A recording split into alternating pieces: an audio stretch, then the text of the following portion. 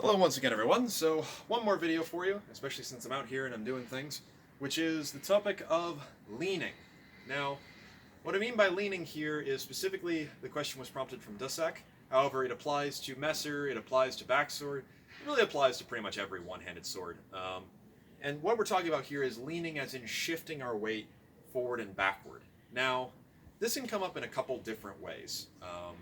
I first learned it in regards to single stick, where depending upon what rule set you're working off of, you have to plant your back foot and you're not allowed to move that foot.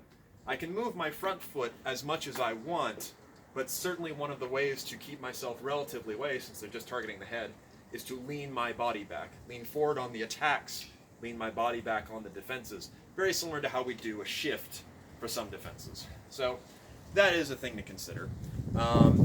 Generally, leaning is going to follow that kind of approach, right? Lean forward on attacks, then lean backward on defenses.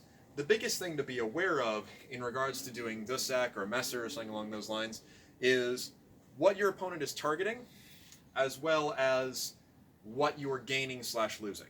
So in Dusak, especially when you're playing friendly Dusak, the main target is the head, right? As such, just like with single stick, I can lean my head out of the way. I'm particularly guilty of this, where I'll just lean it just out of the way or open myself up like that and it just barely misses and I can get away with that. However, a savvy person, especially if we're playing, Messer or full body Dusak, Dusak for real, will see what's happening and just go ahead and take my leg since it's planted. So bear that in mind. Now that's not to say that we don't see leaning used in more serious, life or death. For example, we see in Myers' rapier, in Myers' Dusak, which again, not just a training tool, was also a real sword, Myers' quarterstaff. We see a lot of leaning forward.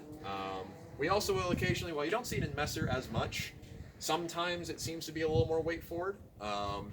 Italian rapier, you will see more forward positions or things along those lines.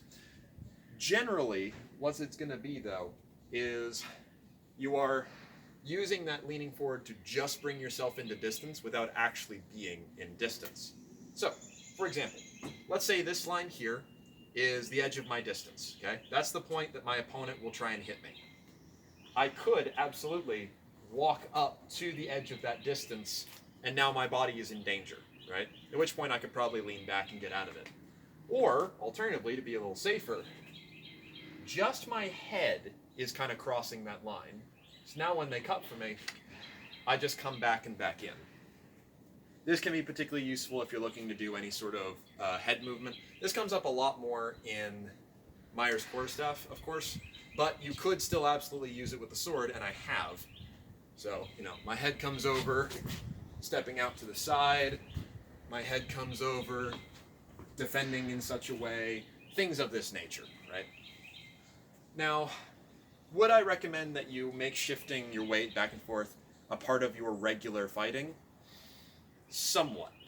It's something that you should absolutely practice doing because it's pretty good for you, right? I'm just shifting my weight back and forth and I'm just doing a simple bogan, cut, right? It's very simple. And sometimes that slight leaning back can really save you. However, an important thing to consider is that if you get stuck in this rhythm, what's going to happen is someone's going to not attack on this tempo, and when you come forward, they're going to move their feet and hit you, or they're going to counterattack and hit you.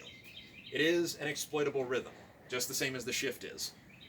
Versus, if I instead am focused on changing my distance to defend and attack, things of that nature, it's harder to establish a pattern, and it's harder to dupe me. So what I'd say is sometimes, absolutely, you're going to end up in those back and forths. Just remember, after about one or two, say in your mind, I should probably move, right? And you will often find an opportunity to escape or maybe even to exploit. So, in general, that would be my advice, and certainly practice it on both sides, because when you end up either switching hands or something along those lines happens, you're going to be glad you did. It's also just not a bad warm-up exercise. But, all in all, that's just a little advice on leaning back and forth in regards to fencing with one hand. We'll go over some other techniques another time.